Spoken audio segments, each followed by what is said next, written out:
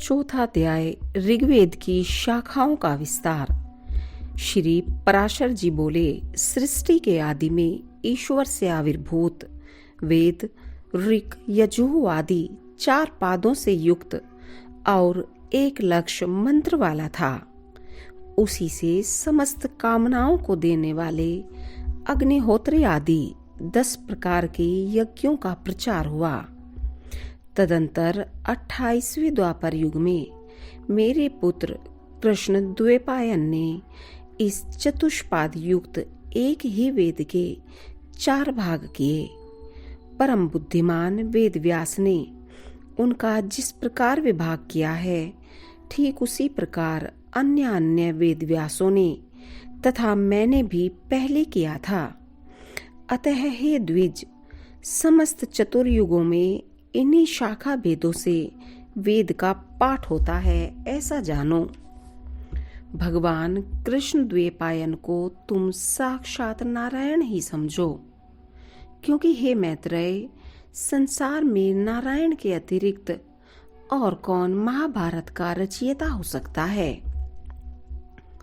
हे मैत्रेय, द्वापर युग में मेरे पुत्र महात्मा कृष्ण द्वैपायन ने जिस प्रकार वेदों का विभाग किया था, वह यथावत सुनो।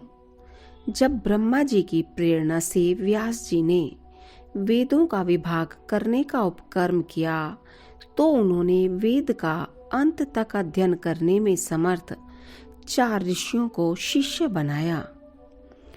उनमें से उन महामुनि ने पेल को ऋग्वेद, वैशंपायन को यजुर्वेद और जैमिनी को सामवेद पढ़ाया तथा उन मतिमान व्यास जी का सुमंतु नामक शिष्य अथर्ववेद का ज्ञाता हुआ। इनके सिवा सूत जातीय महाबुद्धिमान रोमहर्षण को महामुनि व्यास जी ने अपने इतिहास और पुराण के विद्यार्थी रूप से ग्रहण किया। पूर्व काल में यजुर्वेद एक ही था, उसके उन्होंने 4 विभाग किए। अतः उसमें चातुर्होत्र की प्रवृत्ति हुई और इस चातुर्होत्र विधि से ही उन्होंने यज्ञ अनुष्ठान की व्यवस्था की।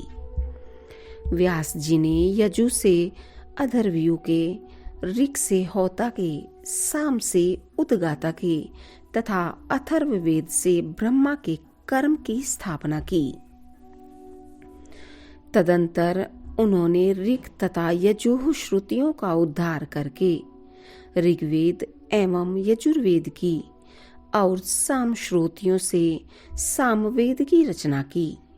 हे मैत्रेय, अथर्ववेद के द्वारा भगवान व्यास जी ने संपूर्ण राजकर्म और ब्रह्मत्व की यथावत व्यवस्था की।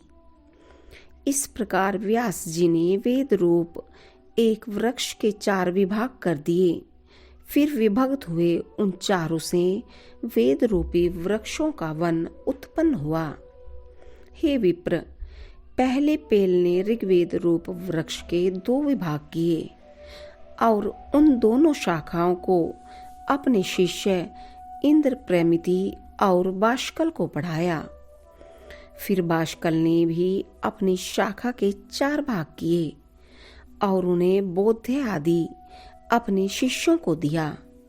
हे मुने, बाष्कल की शाखा की उन 4 प्रतिशाखाओं को उनके शिष्य बोध्य, अग्निमाढ़क, याज्ञवल्क्य और पराशर ने ग्रहण किया। हे मैत्रेय जी, इंद्र प्रमिति ने अपनी प्रतिशाखा को अपने पुत्र महात्मा मांडुकेय को पढ़ाया। इस प्रकार शिष्य प्रशिष्य क्रम से उस शाखा का उनके पुत्र और शिष्यों में प्रचार हुआ। इस शिष्य परंपरा से ही शाकल्य वेदमित्र ने उस संहिता को पढ़ा और उसको 5 अनुशाखाओं में विभक्त कर अपने 5 शिष्यों को पढ़ाया। उसके जो 5 शिष्य थे, उनके नाम सुनो। हे मैत्रेय, वे मुद्गल, गौमुख, वात्स्य और शाल्य तथा 5वें महामति शरीर थे। हे मुनि सत्तम, उनके एक दूसरे शिष्य शाकपूर्ण ने 3 वेद संहिताओं की तथा चौथे एक निरुक्त ग्रंथ की रचना की। उन संहिताओं का अध्ययन करने वाले उनके शिष्य महामुनि क्रौंच, वैतालिक और बलाक थे तथा निरुक्त का अध्ययन करने वाले एक चौथे शिष्य वेद वेदांग के पारगामी निरुक्तकार हुए। इस प्रकार वेद रूप वृक्ष की प्रतिशाखाओं से अनुशाखाओं की उत्पत्ति हुई। हे द्विजोतम, वाशकल ने और भी 3 संहिताओं की रचना की। उनके उन संहिताओं को पढ़ने वाले शिष्य कालियनी, गाग्र्य तथा कथाजव थे। इस प्रकार जिन्होंने संहिताओं की रचना की वे भयव्रज कहलाए। इति श्री विष्णु पुराणे तृतीय अंशे चतुर्थो अध्याय।